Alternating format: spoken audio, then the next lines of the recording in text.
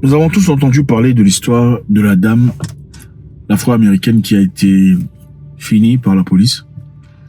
On ne mettra pas d'image d'illustration pour éviter que le AI de YouTube nous repère et bloque la vidéo parce que voilà, ils sont experts.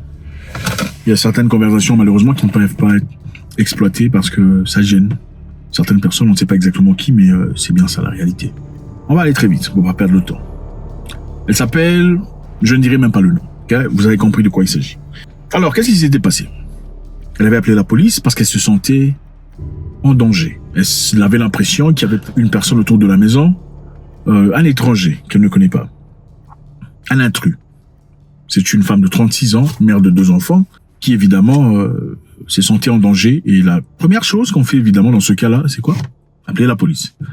Elle appela la police. À l'arrivée de la police, l'un d'eux frappa à la porte. À plusieurs reprises, quelques minutes plus tard, elle ouvrit finalement la porte pour le laisser entrer.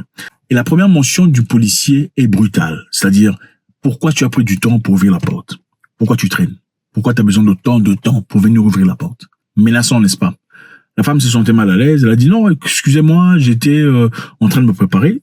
Si vous la regardez dans la vidéo, vous voyez très rapidement qu'elle était en tenue de chambre. Okay? Elle s'apprêtait pour aller s'endormir.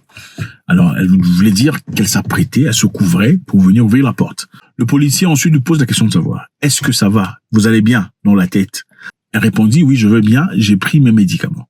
Ceci évidemment laisse entendre que c'est une femme qui prend ses médicaments pour des raisons mentales ou peut-être pour des raisons d'équilibre. Tout à fait normal, c'est pas extraordinaire. Alors le policier lui demande de rentrer dans la maison. À l'entrée de la maison, vous avez tous remarqué, c'est un policier très grand de taille, fort, robuste, commence à faire des investigations initiales en lui posant la question de savoir quel est ton nom, quel est ton nom de famille. Après cette question, quel est ton nom de famille, on pouvait rapidement voir que la femme était un peu perdue dans sa tête parce qu'elle disait, elle avait l'air d'essayer de réfléchir sur son nom de famille. Le policier lui dit avec une voix menaçante, pourquoi avez-vous besoin de temps pour réfléchir sur votre nom de famille? Elle dit, excusez-moi, vous voyez, elle avait l'air un peu perturbée. Ensuite, on remarque de l'autre côté de la salle, c'est-à-dire dans la cuisine, un pot rempli d'eau qui bouillissait. Le policier instruit la femme d'aller éteindre le réchaud, chose qu'elle essaya d'exécuter immédiatement. Elle se leva de sa chaise, marcha vers la cuisine pour essayer de bouger le pot. Pendant ce temps, il continua à faire des commentaires désobligeants. Alors, la femme lui dit « I rebuke you in the name of Jesus ». En entendant, c'est là évidemment la première chose qui vient dans ma tête. C'est une femme probablement chrétienne qui généralement utilise cette phrase quand ils sont en désaccord sur quelque chose, parfois même de léger. Alors en disant « I rebuke you in the name of Jesus », ça pourrait dire « je rejette au nom de Jésus » ou encore ce que tu viens de dire est sans effet spirituellement au nom de Jésus. Le monsieur était curieusement en flamme, il dit immédiatement « moi je pourrais te sauter ta au nom de Dieu ». Et pendant qu'il disait ça, il avait l'air très enflammé, très en colère. La femme se courba disant « excusez-moi, pardonnez-moi ». Le policier, dans une manière la plus sordide, s'exécuta et sur la femme. À terre, son ami était surpris et cria à la radio disant « on l'a tiré ». Et à l'autre bout de la radio, la voix lui demanda « qu'est-ce qui s'est passé ?» Il répliqua disant « c'est cette femme, c'est une folle. Elle a essayé de m'attaquer avec un pot d'eau bouillante ». Chose qui était absolument faux parce qu'en réalité, on pouvait voir avec la body cam que la femme n'avait pas bougé vers lui d'1 seul centimètre. Manifestement, il voulait mentir. Ensuite, qu'est-ce qui s'est passé? Son partenaire était surpris de voir son exécution aussi rapide et sordide, brutale. Mais dans ce temps, il remarqua aussi que la femme n'était pas encore complètement partie. On pouvait encore entendre le son de la respiration de cette femme. Une respiration forcée. Elle essayait de tirer de l'air. Le partenaire dit, je veux partir dans la voiture chercher ma boîte médicinale. Vous savez que les policiers, généralement, portent une boîte médicinale où ils gardent certains éléments essentiels en cas de difficulté ou de moment pareil, où il faut immédiatement sauver la vie d'une personne. Pendant que le partenaire disait, je veux partir chercher ma boîte médicinale, lui répondit au partenaire disant, non, mais tu vas aller chercher pourquoi? C'était un tir pour finir. C'est-à-dire, c'était ça l'objectif. Le partenaire dit, bon, ok, je vais essayer de voir comment ça va se passer. Pendant que le partenaire est resté, lui dit, moi, je vais partir dans la voiture chercher ma boîte médicinale. Le partenaire avait d'abord proposé d'aller chercher sa boîte médicinale. Lui, il a dit non, c'était un tir pour finir. Lui, ensuite, a proposé d'aller chercher sa boîte médicinale pendant que son partenaire est resté avec la femme. Arrivé devant sa voiture, je vous rappelle ici que le policier assaillant avait sa body cam éteinte pendant tout le temps. Il a allumé sa body cam seulement après avoir... Ça vous inspire quelque chose? Pourquoi votre body cam était éteint? Vous avez seulement allumé votre body cam après avoir... Mais en ce temps, le body cam enregistrait ses paroles parce que chaque bodycam a un microphone. il est en train de discuter avec d'autres policiers à la radio, disant « Je viens pas une femme, elle était bien folle. Elle s'est attaquée à moi avec une casserole pleine d'eau bouillante. » Et pendant ce temps, son partenaire resté avec la femme cherchait à stopper l'hémorragie, mais avait remarqué que l'assaillant policier prenait son temps. Et il dit « Où es-tu ?» On peut attendre par la radio. « Où es-tu? Où est la boîte médicinale ?» Le policier était encore là-bas en train de parler. Jusqu'à ce que cette dame, malheureusement, maman de 2 enfants, ne soit plus. Alors, qu'est-ce qu'on comprend de cette histoire? Je pense qu'il est très évident. Aujourd'hui, on en parle régulièrement à la télévision. On fait du bruit pour ça. Il y a pour plusieurs raisons. Premièrement, on s'en fout de vous. On s'en fout de vous. Ce genre d'histoire arrive très souvent. On n'en parle pas. On n'en parle pas du tout. Généralement parce que soit la caméra était off ou personne n'a porté plainte. Une raison pour laquelle on parle farouchement aujourd'hui, c'est aussi parce qu'il y a les élections. Alors, il est important de montrer à la communauté afro que nous nous inquiétons pour vous aussi. Donc, il faudrait faire des investigations et punir à la hauteur la plus chaude ou la plus haute cette personne qui a fait des choses atroces, mais qui régulièrement se fait sans que personne ne s'inquiète. C'est ça la réalité. Maintenant, puisqu'il y a les élections qui arrivent aux États-Unis, il est important que les démocrates montrent que nous sommes justes parce qu'ils ont besoin des voix et des votes des Noirs. Mais ces genres d'histoires arrivent chaque jour. Qu'est-ce qu'on a appris du policier? Ce policier était d'abord engagé à l'armée pendant 2 ans.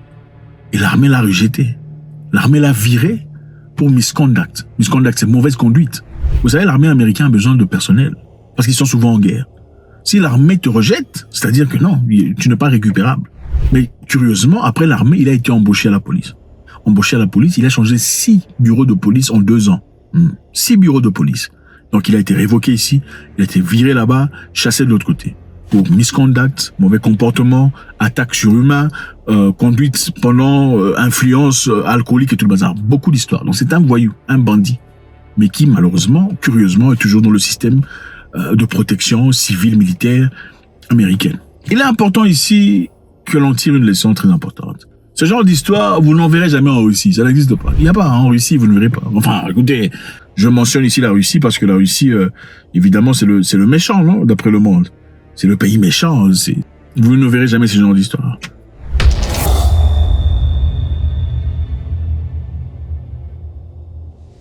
Une femme en détresse, une femme qui a peur, appelle la police pour recevoir de l'aide parce qu'elle a l'impression qu'il y a une personne, un intrus autour de sa maison. La police arrive, frappe à la porte brutalement, de manière menaçante. Elle prend son temps et arrive devant la porte et ouvre sa porte. La première question, c'est pourquoi tu prends assez de temps pour ouvrir la porte? Qu'est-ce que tu foutais? Pourquoi tu as traîné?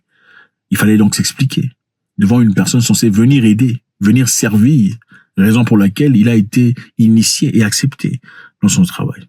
On lui demande « Est-ce que ça va dans la tête ?» Moi, je trouve ça déjà insultant qu'on me demande « Est-ce que ça va dans la tête ?» C'est quoi ça? Elle dit « Oui, évidemment, j'ai pris mes médicaments. » C'est-à-dire qu'elle reconnaît que, voilà, j'ai pris mes médicaments. Entrée dans la maison, on lui demande son ID. On l'a forcé de chercher son ID. Bon, quand vous répondiez à l'appel, vous ne savez pas de qui il s'agissait? Évidemment, quand on appelle, chaque numéro a un nom. D'accord? Quand je confirme, c'est moi qui vous ai appelé. Vous êtes chez moi à la maison, je suis en nuisette ou en machin. Il n'y a pas de quoi me demander beaucoup trop de questions. En plus, vous êtes 2 hommes, il n'y a pas de danger. Quelle est la possibilité qu'une femme batte 2 hommes, une femme non armée? Dites-moi. Comment est-ce que vous pouvez avoir peur? Vous, une personne qui mesurait 6'5", peut-être 1m96. Comment pouvez-vous avoir peur d'une petite dame, maman de 2 enfants, non armée, où il faut essentiellement tirer votre machin et piao parce que vous vous sentez en danger? Mais écoutez, même si l'eau était bouillante et qu'elle était vraiment menaçante avec l'eau, il y a combien de façons de se protéger? Vous pouvez vous enfuir dehors et aller vous cacher. C'est simple, vous n'avez pas besoin de finir la personne. Pourquoi on dit ça? Parce qu'on a vu à plusieurs reprises des gens qui sont de couleur B, ok, les B, en faisant des choses complètement menaçantes. On a vu des vidéos où une personne B, avec un couteau qui menace la police, mais on le parle pas. La police est en train de fuir. Imaginez-vous des policiers en train de fuir quelqu'un. Parce qu'il est B, il a un couteau, il suit la police, mais les policiers fuient. Les policiers sont en train de fuir. Mais quand c'est une personne N, même si c'est une femme, on vient la finir chez elle à la maison. Et puis on dit une femme malade, une folle. Elle voulait s'attaquer avec moi avec de l'eau. C'est donc ça. Mais je pense qu'il est important que l'on sache. Et surtout que les Américains ne tombent pas dans le piège. C'est stupide. Les élections, évidemment, on fera du bruit. On va faire l'impression, on va donner l'impression que voilà, on s'inquiète de tout le monde.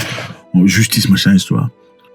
Je pense qu'il est important qu'on rétablisse la peine pour ce genre de personnes. pour décourager. C'est la seule façon de décourager. Tous les membres de police sont en train d'observer. Parmi la police américaine, malheureusement, il faut avouer qu'il y a des bandits, des voyous. Quelqu'un qui n'aime pas les gens comme vous. Et si on n'établit pas cette peine de machin histoire, ça ne pourra qu'encourager les prochaines personnes. Parce que qu'est-ce qu'ils se disent? Bah écoute, il y a l'autre personne qui a fait ça, moi aussi je pourrais faire ça, pas de souci. Les États-Unis est le pays le plus effrayant du monde pour des personnes comme moi. Il faut vous dire la vérité, c'est ça. Le pays le plus effrayant, moi je ne vivrai plus jamais aux États-Unis, plus jamais. Plus jamais je n'irai vivre là-bas. Vivre, non, peut-être pour aller visiter. C'est le pays le plus effrayant pour les gens comme vous. Vous pouvez partir en voiture, on vous sort. Chaque jour, il y a des gens qui sont finis. Ça ne se passe pas ailleurs. Ça ne se passe pas en Roumanie, ça ne se passe pas en Bélarus, ça ne se passe pas à Moscou, ça ne se passe même pas en Chine. C'est en les États-Unis d'Amérique que être simplement comme ça pose un danger. On va vous choper à la route, machin, vous conduisez beaucoup trop rapidement. Pour finir. Donc, c'est des choses complètement incroyables, c'est difficile de comprendre. Justice pour cette femme, c'est bien triste, maman de 2 enfants, des enfants qui sont orphelins pour le reste de leur vie, à cause d'un maniaque malade de presque 2 mètres qui a perdu une femme. God bless.